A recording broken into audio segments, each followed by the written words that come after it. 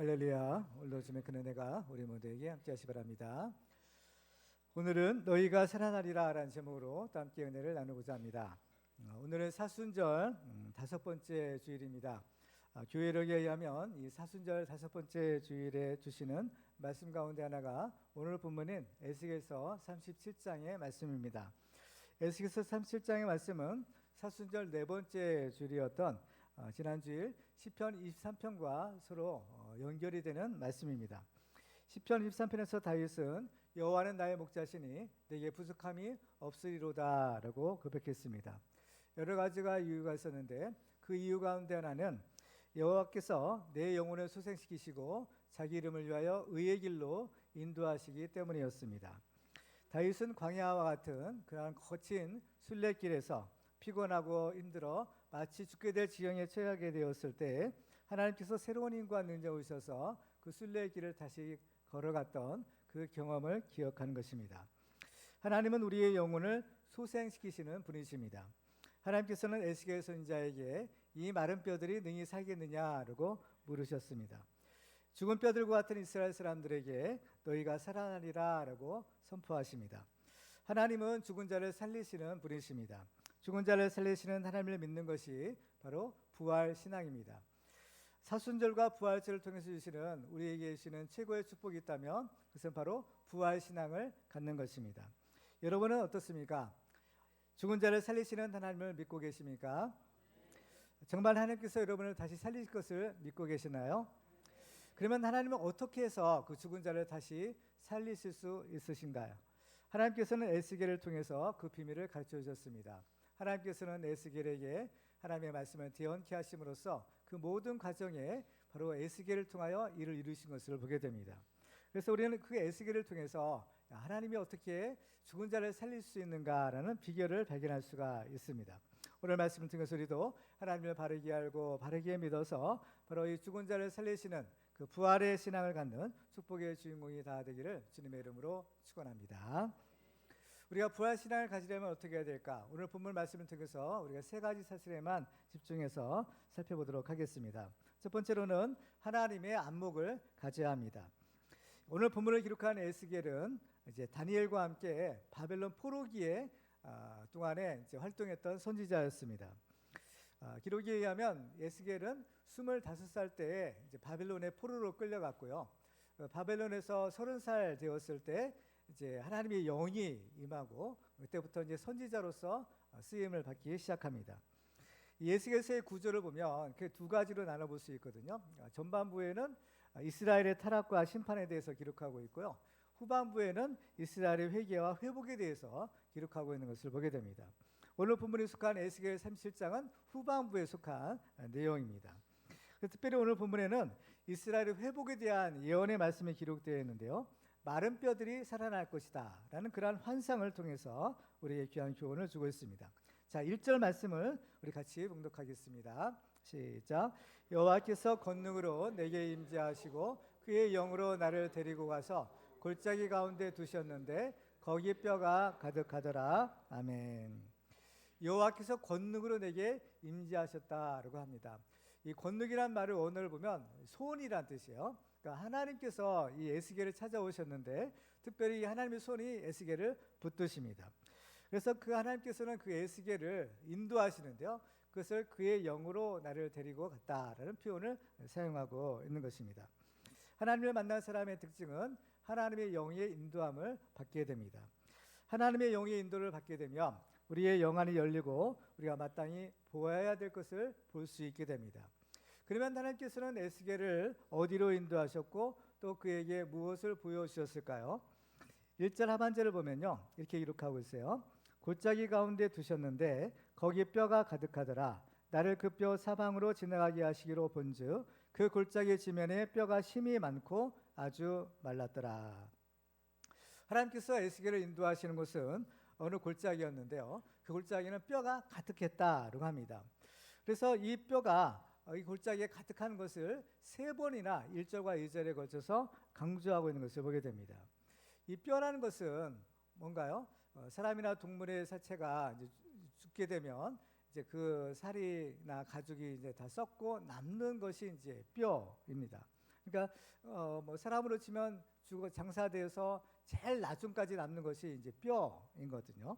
그런데 그 뼈가 골짜기에 가득하고 또 힘이 많고 아주 말랐다라고 이제 기록합니다. 이것을 통해서 볼 때 우리는 이 골짜기에서 죽은 사람들의 숫자가 매우 많았구나라는 사실을 알 수가 있어요. 그리고 또 그들이 죽은 지가 벌써 아주 오래되었고 그들은 제대로 장례조차 치르지 못했다라는 사실을 알게 됩니다. 그러니까 어떤 뭐 전쟁이라든지 어떤 뭐 질병이라든지 어떤 전염병 같은 어떤 예기치 못한 어떤 큰 사고에 의해서 한꺼번에 그 많은 사람들이 골짜기에서 죽게 된 것입니다. 근데 하나님께서는 에스겔에게 이 뼈들이 무엇이냐라는 것을 가르쳐 주세요. 11절을 볼까요? 같이 읽겠습니다. 시작. 또 내게 이르시되 인자야 이 뼈들은 이스라엘 온 족속이라 그들이 이르기를 우리의 뼈들이 말랐고 우리의 소망이 없어졌으니 우리는 다 멸절되었다 하느니라. 아멘. 자, 이 뼈들이 뭐라고요? 이스라엘 족속이래요. 바로 그 당시에 이스라엘 족속의 그 형편이 어땠는가 하면 나라가 망하고 이제 그 남은 자들은 바벨론의 포로로 이제 끌려오게 됩니다. 그 포로로 끌려와서 그야말로 노예죠. 그 종살이를 70년 동안 하게 되는데 그 70년 동안에 얼마나 힘들었는지 마치 죽은 것처럼 돼요. 더군다나 고국에 돌아갈 일말의 소망이라도 있으면 그래도 그 소망을 의지하고 살아갈 텐데 그 소망마저도 완전히 없어버리는 그야말로 죽은 것 같은 그러한 상태가 그 당시 이스라엘의 영적인 상태였다는 사실을 알 수가 있는 것입니다. 이처럼 우리가 하나님을 만나고 또 하나님의 인도하심을 받게 되면 우리의 영적인 눈이 떠지게 됩니다. 그래서 우리의 적나라한 현실을 바로 볼 수 있는 것이죠. 우리는 우리의 현실을 제대로 볼 필요가 있는 것입니다. 우리는 때로 내가 나 자신을 잘한다고 생각하지만 사실은 그렇지 않을 수도 있는 것이에요. 따라서 우리들은 바로 우리의 실상을 먼저 잘 알 필요가 있는 것입니다. 요한계시록 3장에 보면 라오디게아 교회에 보내는 주님의 편지에서 이런 얘기가 나옵니다. 계시록 3장 17절을 볼까요? 내가 말하기를 나는 부자라 부유하여 부족한 것이 없다 하나 내 곤고한 것과 가련한 것과 가난한 것과 눈먼 것과 벌거벗은 것을 알지 못하는도다 라고 합니다. 이 라오디게아 교회는 굉장히 부자들이 많았던 교회라고 합니다. 그래서 나는 부자다 부유하여 부족한 것이 없다라고 합니다. 이것은 바로 그들의 인간적인 눈으로 본 그들의 모습이었어요. 그렇지만은 하나님의 안목으로 본 그들의 실상은 어땠는가? 그들은 곤고와 가련한 것과 가난한 것과 눈먼 것, 또 벌거벗었다라는 것을 말씀하고 있는 것입니다. 이처럼 우리 사람이 보는 것과 하나님이 보는 것은 많은 차이가 있을 수도 있게 되는 겁니다. 또 누가복음 12장에도 보면 예수님께서는 그 어리석은 부자에 대해서 얘기하시죠. 어느 부자가 있었는데 이 사람의 한 해 수출이 풍년이 되었어요. 예년보다 몇 배의 수출을 얻어서 창고에 쌓을 곳이 없을 정도로 그러한 큰 성공을 거두게 됩니다. 그런데 문제가 있어요. 무엇인가 하면 이 사람이 곧 세상을 떠나게 된다라는 겁니다. 그래서 누가복음 12장 20절에 보면 이렇게 말씀합니다. 하나님은 이르시되 어리석은 자여 오늘 밤에 내 영혼을 도로 찾으리니 그러면 내 준비하는 것이 누구의 것이 되겠느냐 하셨으니 21절이에요. 자기를 위하여 재물을 쌓아두고 하나님께 대하여 부여하지 못한 자가 이와 같으니라. 아멘. 바로 이것이 우리의 실상이고 또 하나님이 보시는 모습이 될 수가 있는 것입니다. 따라서 우리는 우리의 영안을 떠서 우리의 실상을 바르게 보는 것이 매우 중요합니다. 그런데 우리가 우리의 실상을 바르게 보는 것보다 더 중요한 것이 있어요. 그것은 바로 우리의 영안을 떠서 바로 이 전능하신 하나님을 바라보는 것입니다. 오늘 본 3절을 보시겠습니다. 같이 읽어볼까요? 시작. 그가 내게 이르시되 인자야 이 뼈들이 능히 살 수 있겠느냐 하시기로 내가 대답하되 주 여호와여 주께서 아시나이다. 아멘. 자, 이 골짜기에 그 무수히 많은 마른 뼈들이 있는데 하나님께서 에스겔에게 물으셔요. 인자야 이 뼈들이 능히 살 수 있겠느냐.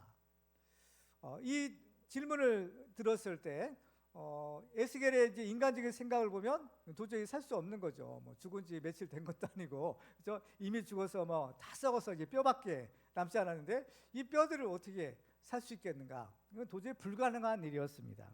근데 중요한 것은 에스겔의 대답이 뭐였느냐라는 거예요. 에스겔의 대답은 살 수가 없습니다, 안 됩니다, 못합니다가 아니었다는 겁니다. 에스겔의 대답은 뭐였죠?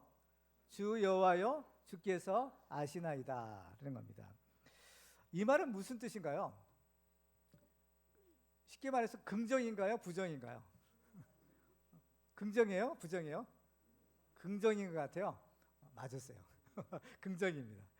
그러니까 이것은 무슨 뜻인가 하면 나는 몰라요. 그렇죠? 내가 생각할 때는 불가능한 거죠. 그렇지만 하나님이 살리고자 하시면 이 마른 뼈들도 살 수 있겠다. 그렇죠? 이런 긍정적인 믿음이죠. 이것이 긍정적인 믿음을 가지고 대답을 한 것입니다. 하나님께서 이 뼈들을 살리실 계획을 가지고 계세요. 그러니까 하나님께서 에스겔에게 이런 질문을 하신 것은 벌써 하나님이 무슨 계획을 가지고 계신 거죠? 이 뼈들을 살리시겠다는 거죠. 그렇죠? 그런 계획이 없으면 굳이 그런 질문을 할 필요도 없는 거예요. 그렇죠? 그러니까 살리시려고 하니까 근데 이것은 인간의 능력으로 불가능한 일이에요. 그래서 에스겔에게 한번 떠보신 겁니다. 야, 이 뼈들이 살겠느냐? 도저히 살 수 없는 거야. 그런데 어때요? 하나님은 살리시겠다라는 뜻인 겁니다. 자, 오늘 5절 볼까요? 5절에 보시면 너희가 살아나리라 합니다.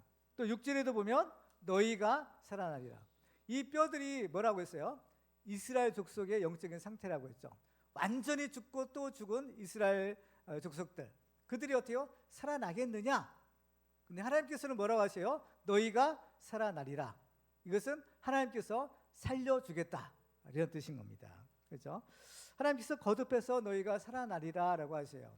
성경을 보면요, 하나님께서 어떤 말씀을 하실 때 반복해서 하실 때가 있어요. 한 번만 딱 말씀하셔도 다 되지만 하나님께서 또 한 번 말씀하실 때가 있는 겁니다. 오늘 본문에도 마찬가지예요. 너희가 살아나리라, 너희가 살아나리라.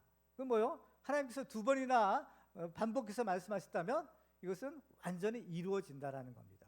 그렇죠? 하나님께서 이를 이루시는 그 전능하신 하나님께서 반드시 이것을 이루어야 말겠다, 이런 강조의 표현인 겁니다.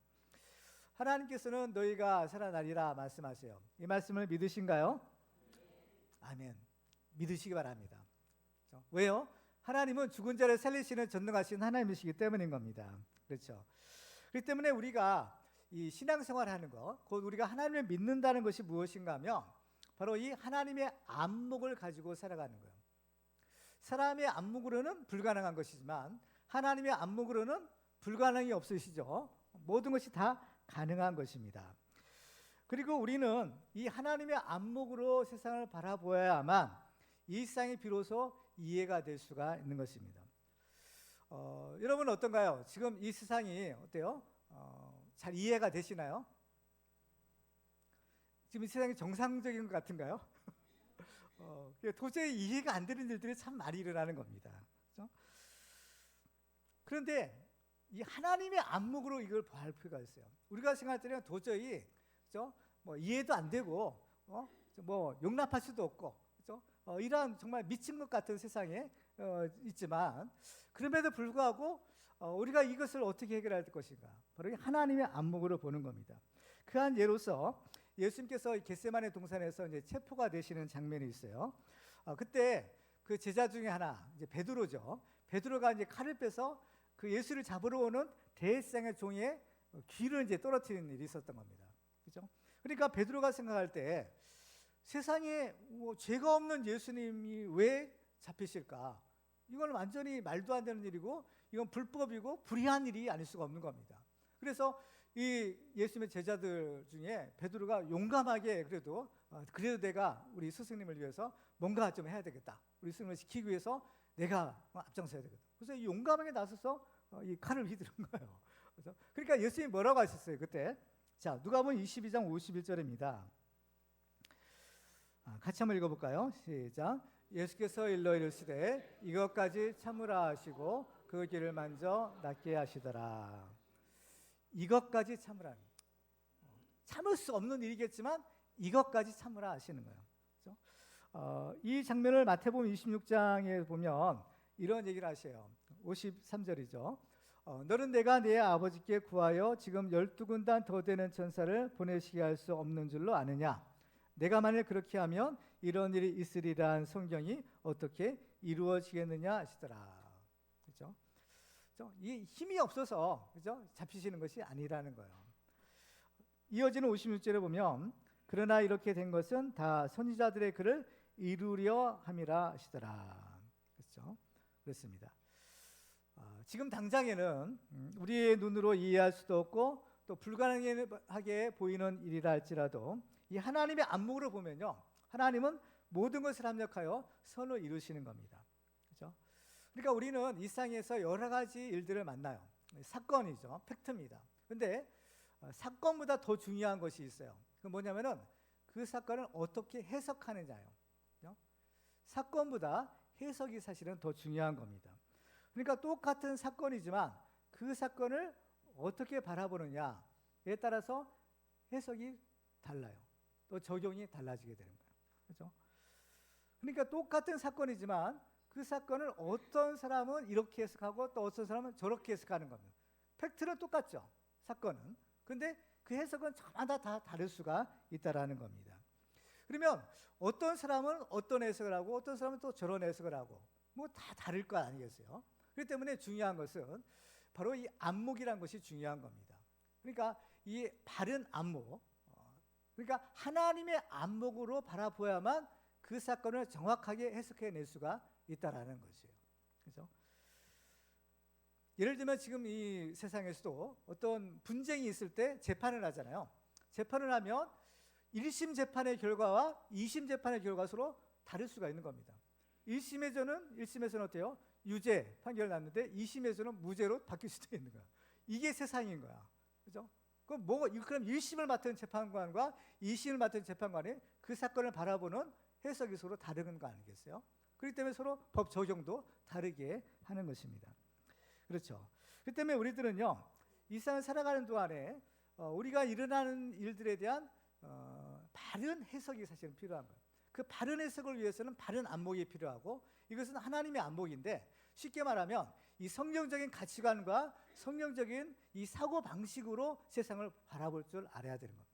그래야만 비로소 우리는 이 세상에 일어난 일들을요, 조금이나마 이해할 수가 있게 되는 거예요. 그래서 우리는 이 하나님의 안목을 가지고 정말 이 바른 분별력을 가지고 바로 죽은 자를 살리시는 그 하나님을 믿고 살아가시는 우리 모두가 되기를 주님의 이름으로 축원합니다. 두 번째로 우리가 부활신앙을 가지려면 하나님의 말씀을 들어야 합니다. 많은 뼈들이 살아나기 위해서는 이제 두 가지가 필요했는데요. 한 가지는 하나님의 말씀을 듣는 것이었습니다. 그래서 오늘 보면 4절을 보시면 이렇게 말씀하죠. 같이 읽어볼까요? 시작. 또 내게 이르시되 너는 이 모든 뼈에 대언하여 이르기를 너희 마른 뼈들아 여호와의 말씀을 들을지어다. 아멘. 바로 사람이 살기 위해서는 바로 생명의 말씀인 하나님의 말씀이 필요합니다. 그죠? 그래서 예수님은 마태복음 4장 4절에서 이렇게 말씀하셨죠. 예수께서 대답하여 이르시되 기록되었으되 사람이 떡으로만 살 것이 아니요 하나님의 입으로부터 나오는 모든 말씀으로 살 것이라 하였느니라. 그렇죠? 사람은요 영적인 존재이기 때문에 바로 영의 양식인 하나님의 말씀이 있어야만 하는 겁니다.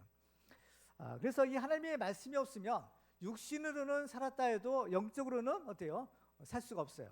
그래서 아모스 8장 11절에 보면 주 여호와의 말씀이니라 보라 날이 이를지라 내가 기근을 땅에 보내리니 양식이 없어 주림이 아니며 물이 없어 가람이 아니요 여호와의 말씀을 듣지 못한 기갈이라 하는 것.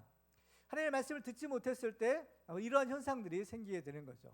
그러니까 지금 이 마른 뼈들이라고 했어요. 바짝 마른 뼈들도 지금 뭐가 없어서 이렇게 된 건가요? 하나님의 말씀이 없기 때문인 거예요. 그렇죠? 그렇다면 그들은 왜 하나님의 말씀을 듣지 못했을까요? 하나님께서는 그들에게 말씀을 주지 않았을까요? 그렇지 않죠. 그 사람들이 누굽니까? 이스라엘 족속이라고 했어요. 이스라엘 족속에 하나님께서 주신 축복이 크게 두 가지인데 하나는 십계명인 말씀이요 또 하나는 성막인 성전이었던 겁니다. 그런데 그들에게는 이미 말씀이 주어진 거예요. 근데 왜 말씀이 없다고 할까요? 그것은 바로 그들에게 주어진 그 말씀을 그들이 듣지 않았기 때문인 겁니다. 주셨지만 그 말씀을 듣지 않았기 때문에 그들에게는 말씀이 없는 것과 같은 그러한 상태가 된 거예요. 그래서 지금 이스라엘 족속이 이렇게 죽고 또 죽어서 마른 뼈들만 가득하게 된 원인도 사실 하나님의 말씀을 듣지 않았기 때문인 겁니다. 성경을 보면요, 그들이 이렇게 죽지 않을 수 있는 가능성과 기회가 그들에게 있었습니다. 하나님께서는 그 나라가 위기에 처할 때죠, 그 유다가 망할 무렵에 예레미야 선지자를 통해서 하나님께서 살 길을 알려주세요. 그 뭐냐? 바벨론에게 대항하지 말고 항복하라는 거예요. 항복하면 살 수 있다는 겁니다. 그렇죠? 그렇지만 그들은요, 그 항복하라는 말씀은 듣기가 싫었던 거예요. 그러니까 이에 비해서 많은 거짓 선지자들은 어때요? 사람들이 듣기에 좋은 말만 하죠. 그렇죠? 야, 우리가 싸우면 반드시 이긴다. 여기는 하나님의 성전에 계신 곳이고 하나님이 계신 곳이야. 하나님이 계시는 곳이 우리가 어떻게 질 수가 있느냐. 이렇게 사람들은 이제 미혹을 한 거예요. 근데 사람들은 어때요? 항복하라는 말과 또 아니면 이긴다는 말, 어떤 말이 듣기가 좋아요? 이긴다는 말이 좋은 거죠. 그러니까 자기가 다 듣기 좋은 말만 따라가는 거야. 근데 하나님의 말씀은 항복해야 살 수 있다는 거예요. 근데 그들은 하나님의 말씀은 버리고 거짓 선지자의 말을 쫓았어요. 근데 그 결과 어떻게 됩니까? 결국에 그들은 어때요? 이렇게 마른 뼈와 같은 상태가 되고 말았던 겁니다. 성경을 보면 하나님께서 우리를 구원하시기 위해서 역사하시는 영적인 원리죠, 법칙을 하나 발견할 수가 있는데, 그것은 바로 예언과 성취라는 도구인 겁니다. 그러니까 하나님께서, 예언은 말씀이죠. 이렇게 될 것이다, 말씀을 주시고, 또 하나님께서는 어때요? 그 말씀대로 그 일을 이루어 가고 계시는 거예요. 그렇죠? 그런데 여기에 또 한 가지가 더 있어야 돼요. 그렇죠? 예언과 성취인데, 하나님께서는 우리 인간을 구원하시는 일을 하잖아요. 이 인간을 구원사인데, 인간을 구원하시는 일을 위해서는 반드시 인간을 통해서 그 일을 이루신다는 거예요. 인간이 필요해. 왜? 인간 구원을 위해서. 그래서 하나님의 아들이 인간이 되어서 오신 분이 누구예요? 예수님이신 거예요. 그렇죠? 예수님. 그래서 인간이 그 하나님의 일을 통해, 인간을 통해서 하나님께서 그 하나님의 구원의 역사를 이루시는데, 이때 하나님이 쓰시는 사람이 누구냐? 바로 믿음의 사람을 쓰신다라는 것입니다. 그죠? 그러면 왜 하나님께서는 말씀하시고 하나님께서 그 일을 이루시면 되지, 꼭 어때요? 사람, 특별히 믿음의 사람을 통해서 그 일을 이루실까라는, 그 이유는 하나님의 역사는 반드시 믿음을 통해서 이루어지기 때문인 겁니다. 그죠? 하나님이 우리 인간에게 요구하시는 단 한 가지가 있어요. 그죠? 뭐 돈을 내놓으라는 것도 아니고, 이렇게 뭐 일하라는 것도 아니고, 하나님이 구약과 신약을 통틀어서 하나님이 우리에게 요구하시는 단 한 가지가 있는데, 그것이 뭐겠어요? 믿음이라는 겁니다. 하나님은 믿음을 찾으셔. 믿음 있는 자를 찾으신다고 했어요. 그렇죠? 하나님께서 우리 인간에 보시는 단 한 가지가 믿음입니다. 그래서 우리는 그 믿음으로 구원받고 믿음으로 하나님의 약속을 성취하는 거예요. 그러면 믿음이란 것은 과연 무엇일까요? 여러분, 하나님 믿으시죠? 하나님 믿는 것이 무엇인가요? 여러분, 하나님 믿는 것이 무엇인가를 이렇게 얘기할 수 있어야 되는 거예요. 그러니까 하나님 다 믿어요. 모르는 거 아니야. 안 믿는 건 아니야. 다 믿는데 하나님 믿는 것이 뭘까? 막상 이렇게 생각해 보면 선뜻 얘기가 좀 어려울 때가 있어요. 그래서 정리할 필요가 있죠. 우리가 하나님을 믿는 것을 제가 알려드릴게요. 하나님을 믿는 것은요, 크게 두 가지 요소로 이루어져요. 하나는 하나님을 신뢰하는 것이에요. 그러니까 우리가 믿음의 대상이 하나님이죠. 그 믿음의 대상이 하나님을 신뢰하는 거예요. 다른 말로 쉽게 말하면 믿는 거죠. 신뢰하는 거예요. 그리고 그 하나님 어때요? 내 마음에, 내 인생에 주님으로 모시는 겁니다. 그러면 주님으로 모신 그 하나님의 말씀에 내가 순종해야 되겠어요? 불순종해야 되겠어요? 순종인 거예요. 그러니까 그 하나님을 신뢰하고 내 인생의 주님을 모시고 그 말씀에 순종하는 것이 믿음인 겁니다. 이게 하나님을 믿는 것이에요. 하나님을 믿는 것이 무엇인지 여러분 분명히 이제 아시는 거죠. 그렇죠? 자, 그렇다면 여러분은 하나님을 믿으시나요? 안 믿으시나요? 믿으시는 거예요. 그렇죠? 정리를 하고 가야 되는 겁니다. 그렇죠? 그렇기 때문에 하나님을 믿는다 하면서도 하나님의 말씀을 지키지 않아. 그렇죠? 물론 믿음이 없어서 못 지키는 것도 있지만, 고의로 만약 하나님의 말씀을 안 지킨다 하면 이 사람은 하나님을 믿는 거예요? 안 믿는 거예요? 안 믿는 거야. 그래서 예수님은 마태복음 7장 21절에서 이렇게 말씀하시죠. 같이 읽어볼까요? 시작. 나더러 주여 주여 하는 자마다 다 천국에 들어갈 것이 아니요 다만 하늘에 계신 내 아버지의 뜻대로 행하는 자라야 들어가리라. 아멘. 그래서 이 순종은, 말씀에 대한 순종은요, 믿음의 열매라고 하는 거예요. 그렇죠? 믿음이라는 것은 눈에 보이지 않죠. 그런데 눈에 보이지 않는 믿음이 겉으로 드러나는 것이 있어요. 그게 뭐냐? 바로 이 순종이라는 거예요. 그래서 이것을 열매라고 하는 겁니다. 그래서 열매는 나오는 거예요. 그래서 예수님은 뭘 찾으세요?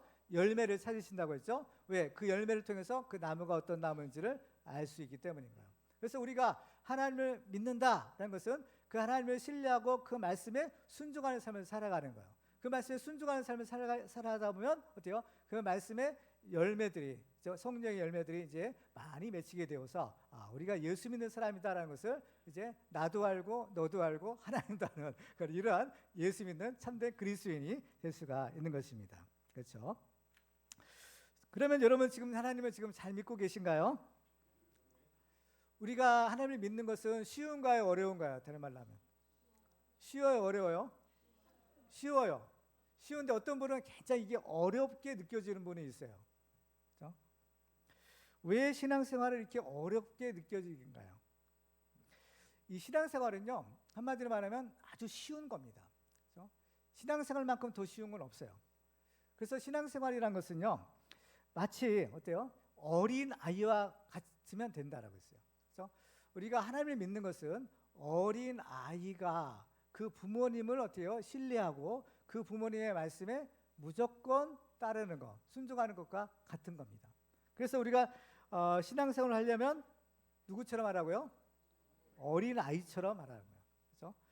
마태복음 18장 3절에 보면 진실로 너희에게 이르노니 너희가 돌이켜 어린 아이들과 같이 되지 아니하면 결단코 천국에 들어가지 못하리라 그랬습니다.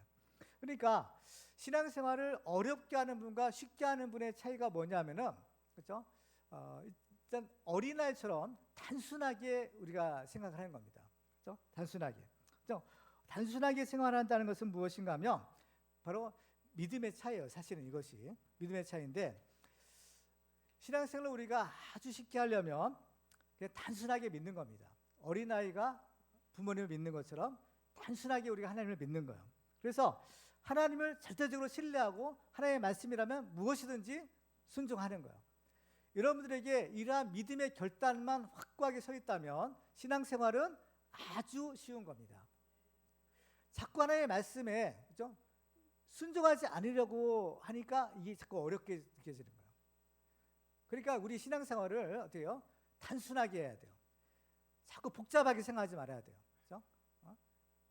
이런 핑계 저런 핑계 자꾸 그렇게 되려니까 이게 어려운 겁니다. 그냥 아주 단순하게 하나님께서 무슨 말씀하시든지 내가 그 말씀대로 내가 지키겠다, 살아가겠다, 이 결단만 있으면 신앙생활은 나요 승승장구인 겁니다. 그렇죠? 그러면 형통한 삶을 살 수가 있어요. 여호수아 1장 8절을 같이 읽어볼까요? 시작. 이 율법책을 내 입에서 떠나지 말게 하며 주야로 그것을 묵상하여 그 안에 기록된 대로 다 지켜 행하라. 그리하면 내 길이 평탄하게 될 것이며 내가 형통하리라. 아멘. 누가복음 1장에 보면 아이를 낳지 못하는 두 여자가 성령의 능력으로 아이를 낳는 장면이 있어요. 하나는 세례 요한이고 또 한 분은 우리가 믿는 예수님인 거예요. 그렇죠? 그래서 이제 먼저 세례 요한이 탄생하죠. 근데 세례 요한의 그 부모들은 나이가 늙기까지 아이가 없었어요. 그래서 이제 세례 요한의 아버지인 사가랴는 직분이 제사장이에요. 그래서 하나님 성전에 들어가서 제사를 이제 드리고 있었는데 그때 가브리엘 천사가 짠하고 나타납니다. 그러면서 좋은 소식을 너한테 전해주러 왔다. 좋은 소식이라는 것이 뭐겠어요? 평생 아이를 낳지 못했던 이 늙은 부부에게 하나님께서 아이를 낳게 해주시겠다라는 기쁜 소식을 전해주었던 겁니다. 근데 이 말을 들은 사가랴의 반응은 무엇이었을까요? 자, 18절이에요. 누가복음 1장 18절입니다. 제가 읽어볼게요. 사가랴가 천사에게 이르되 내가 이것을 어떻게 할리요? 내가 늙고 아내도 나이가 많으니이다. 자, 이 말은 긍정적인 대답이에요? 부정적인 대답이에요? 부정적인 대답인 거예요. 나도 나이가 많고 또 내 아내도 마찬가지인데 이거 어떻게 아기를 낳을 수 있겠느냐? 이거 뭐요? 안 된다는 거예요. 그죠? 안 된다는 겁니다. 그럼 왜 이 사가랴는 이 부정적인 대답을 했을까요? 우리 첫 번째 주제하고 연결이 돼요. 무슨 안목을 가지고 있었기 때문에? 인간적인 안목을 가지고 있었기 때문인 거야.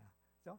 인간적인 생각을 하기 때문에 자기를 바라보는 거죠. 자기 인간적인 조건을 바라보니까 이건 불가능한 거야. 그러니까 어때요? 부정적인 대답을 할 수밖에 없는 것입니다. 근데 이것은 어때요? 하나님의 말씀에 대한 불신이에요. 지금 이 말씀을 누가 전해줬어요? 가브리엘 천사예요. 이 가브리엘 천사는 하나님의 말씀을 전하는 메신저예요. 그러니까 그 말은 어떻게 해요? 곧 누구의 말씀이에요? 하나님의 말씀인 거야. 하나님의 말씀을 들었을 때 이 사가랴의 반응은 불신앙의 반응을 보인 겁니다. 그러니까 왜 이것이 중요하냐? 하나님께서는 어떤 일을 이루실 때, 또 특별히 어떤 축복의 역사를 이루실 때 무엇을 보신다고 했어요? 뭐가 필요하다고 했어요? 믿음이 필요하다고 했죠. 믿음을 통해 하나님 역사하신다고 했어요. 믿음이 없으면 절대 하나님께서 역사할 수가 없는 겁니다. 이 귀한 축복을 주시려고 하는데 문제는 믿음이 없는 거야, 사가랴에게. 그러면 어떻게 될까요? 야, 너는 생각해가지고 정말 좋은 거 주려고 했는데 믿음이 없으니까 너는 안 되겠다. 그죠? 하나님 포기하셨을까요? 아니죠. 하나님의 뜻은 반드시 이루어진다고 했어요. 그죠? 하나님의 뜻은 이루어지는데 그 뜻을 이루려면 우리의 믿음이 필요해요. 근데 믿음이 없어. 그러면 어떻게 하실까요?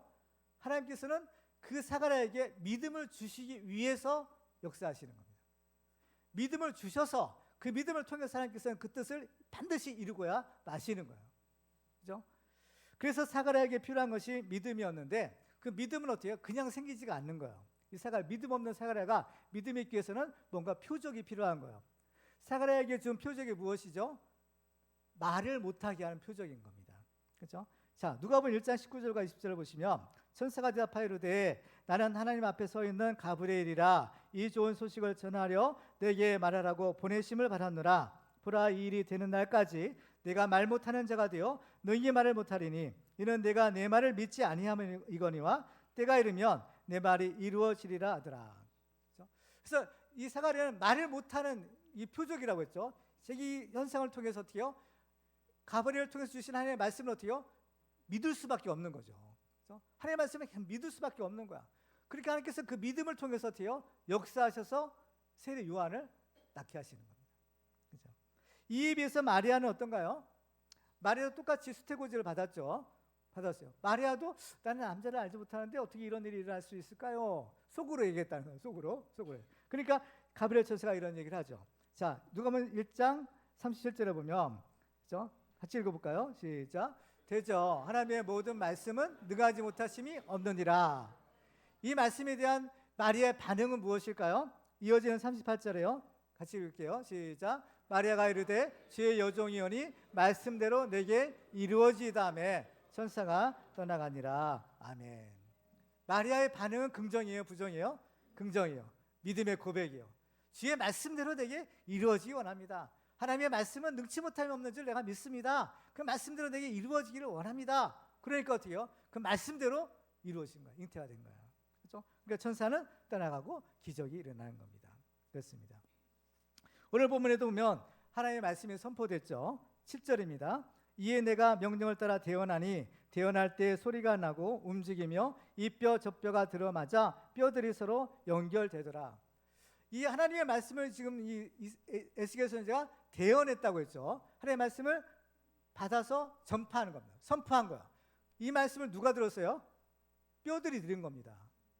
뼈들이 들었대요. 뼈들은 죽은 자들이잖아요. 그렇죠? 죽은 자들도 하나님의 음성을 듣는 거야. 들으니까 어떻게요? 살아나는 겁니다. 예수님 요한복음 5장 25절에서 뭐라고 하셨어요? 같이 읽을까요? 시작. 진실로 진실로 너희에게 이르노니 죽은 자들이 하나님의 아들의 음성을 들을 때가 오나니 곧 이때라. 듣는 자는 살아나리라. 아멘. 왜 하나님의 말씀을 들을 때 이 죽은 뼈들도 살아날까요? 하나님의 말씀을 들을 때 뭐가 생겨요? 믿음이 생기는 거예요. 믿음은 들음에서 나고 들음은 그리스도의 말씀이니라 하는 거예요. 하나님의 말씀을 들으면 어때요? 믿음이 생기는 거예요. 믿음이 생기면 살아나는 겁니다. 왜? 거기서 하나님의 생명의 역사가 나타나기 때문인 거죠. 그래서 우리도 이 하나님을 신뢰하고 그 말씀대로 순종하는 참된 믿음을 가지고 이 죽은 자를 살리는 하나님의 기적을 체험하는 축복의 주인공들 되기를 주님의 이름으로 축원합니다. 마지막으로 우리가 이 부활신앙을 가지려면 성령의 충만함을 받아야 됩니다. 자, 이 죽은 자가 이 뼈들이 살아나기 위해서는 두 가지가 필요하다고 했죠. 하나는 하나님의 말씀을 듣는 것이었고 또 한 가지가 필요한데 그것은 바로 성령의 충만함을 받는 것이었습니다. 그래서 오늘 본 5절과 6절에 보면 이렇게 말씀하죠. 주 여호와께서 이 뼈들에게 이같이 말씀하시기를 내가 생기를 너희에게 들어가게 하리니 너희가 살아나리라. 너희 위에 힘줄을 두고 살을 입히고 가죽으로 덮고 너희 속에 생기를 넣으리니 너희가 살아나리라. 자, 너희가 살아나리라 거듭하면서 그 앞에 어때요? 뭐가 있어요? 너희 속에 생기를 넣으리니. 생기가 있어야 산자가 된다라는 것입니다. 이 생기라고 번역한 단어는 바로 히브리어 루아흐라는 단어인데요. 이 루아흐라는 단어가 뭐냐면 영인 겁니다. 1절에서 하나님의 손이 이제 이 에스겔에게 임하였다고 했죠. 그리고 여호와의 영이 그를 인도했다고 했어요. 그래서 여호와의 영 할 때 그 영이 뭐냐? 루아흐인 겁니다. 그러니까 영과 여기 있는 생기 같은 단어를 쓰는 거예요. 그렇죠? 그러니까 이 뼈들이 살아나려면 그 속에 생기가 들어가야 된다고 했는데 그 생기가 곧 뭐예요? 여호와의 영, 성령이 들어가야 된다는 거예요. 그렇죠? 이 성령이 살리는 영인 겁니다. 그렇죠? 그 성령의 역사가 있을 때 죽은 자가 살아나는 거예요. 이 사실을 믿으시기 바랍니다. 그죠? 그래서 이제 에스겔이 하나님의 명령을 따라 그렇죠? 순종해요. 자, 7절과 8절을 보시면 이에 내가 명령을 따라 대언하니 대언할 때에 소리가 나고 움직이며 이 뼈 저 뼈가 들어맞아 뼈들이 서로 연결되더라. 내가 또 보니 그 뼈에 힘줄이 생기고 살이 오르며 그 위에 가죽이 덮이나 그 속에 생기는 없더라.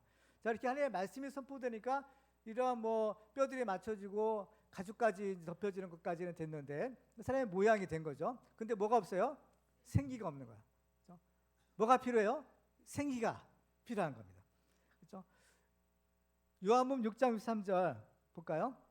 살리는 것은 영이니 육은 무익하니라.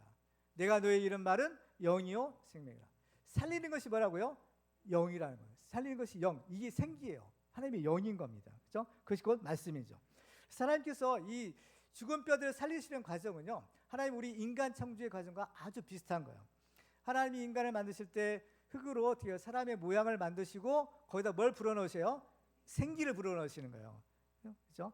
창세기 2장 7절 볼까요? 여호와 하나님이 땅의 흙으로 사람을 지으시고 생기를 그 코에 불어넣으시니 사람이 생명이 되니라. 그렇습니다. 그렇죠.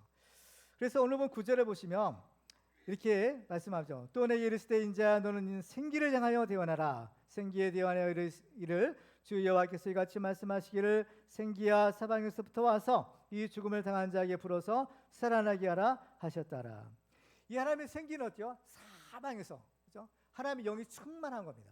그렇기 때문에 아무리 죽은 뼈들이 많아도 그 뼈들 등이 다 살리는 것이 이 성령의 능력인 것이에요. 그렇죠?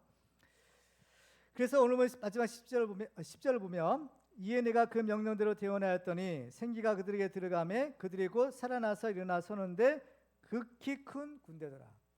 자, 이 뼈들이 어때요? 힘이 많았다고 했는데 그 힘이 많은 뼈들이 살아나니까 극히 큰 군대가 된 겁니다. 이 죽은 뼈들이 살아나서 군대가 됐네. 이 군대가 무슨 군대일까요? 하늘의 군대예요. 하나님의 군대가 되는 거예요. 요한계시록 19장 14절에 보면 예수 그리스도를 따르는 우리 성도들을 이렇게 기록하고 있어요. 같이 한번 읽어볼까요? 시작. 하늘에 있는 군대들이 희고 깨끗한 스마포 옷을 입고 백마를 타고 그를 따르더라. 아멘. 영적으로 완전히 죽었던 그 뼈들이 일어나서 어때요? 하늘의 군대가 되고 주님의 군대가 되고 하나님의 용사들이 된 겁니다. 디모데후서 2장 3절에도 보면 우리도 마찬가지죠. 너는 그리스도 예수의 좋은 병사로 나와 함께 고난을 받으라. 이 죽은 뼈를 살리셔서 하나님의 군대를 만드시는 분이 누구세요?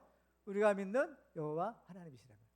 그래서 우리는 이 에스겔 환상을 통해서 하나님께서 우리에게 알려주시고자 하는 것이 있어요. 그 뭐냐? 하나님을 알아야 된다는 거예요. 우리가, 그렇죠? 하나님을 알아야 된다. 자, 6절 볼까요? 6절 하반절에 보면 또 내가 여호와인 줄 너희가 알리라 하셨다라는 거예요. 13절 볼까요? 너희는 내가 여호와인 줄을 알리라는 거예요. 14절 볼까요? 나 여호와가 이를 말하고 이런 줄을 너희가 알리라. 이 오늘 본문에서 무려 3번에 걸쳤어요. 너희가 알리라는 거예요. 알게 하리라는 겁니다. 그러니까 하나님께서 굳이 이 일을 통해서 하시고자 하는 일을 에스겔에게 묻고 또 그 일을 에스겔에 시키는 거죠. 넌 내 말을 대언해. 그래서 그 일을 체험하게 하신 까닭이 뭐예요? 하나님이 어떤 분인가라는 것을 알게 하기 위함이에요. 하나님을 바르게 믿기 위함인 겁니다. 우리가 믿는 하나님은 어떤 하나님이세요? 그 마른 뼈를 살리사 하나님의 큰 군대를 만드시는 하나님, 죽은 자를 살리시는 하나님, 그죠? 부활의 주님이신 겁니다. 우리는 그 사실을 우리가 알고 그 사실을 믿는 거예요. 이게 바로 부활 신앙인 겁니다. 그래서 예수님께서는 어때요? 무덤을 깨뜨리시고 이제 3일 만에 다시 살아나신 거예요. 그래서 이 예언의 성취가 예수 그리스도 통해서 이루어졌고 또 성령 강림을 통해서 이제 실현이 된 거예요. 그래서 우리들은요 이제 다 어때요? 하나님의 말씀을 받았죠, 성령을 받았죠. 그러니까 우리는 하나님 앞에서 죽은 자가 아니라 산 자가 되었어요. 더군다나 우리는 하나님의 예수 그리스도의 좋은 군사로 부름을 받은 사람들이 된 것입니다. 그렇습니다. 정말 우리는 이 말씀을 통해서 야 우리가 믿는 하나님이 어떤 하나님이신가? 죽은 자를 살리는 능력의 하나님이야. 그렇죠? 이 사실을 믿으시기 바랍니다. 그래서 이 부활 신앙을 가지고 어떠한 어려움도 다 믿음으로 이기고 승리하는 믿음의 승리자가 되기를 주님의 이름으로 축원합니다.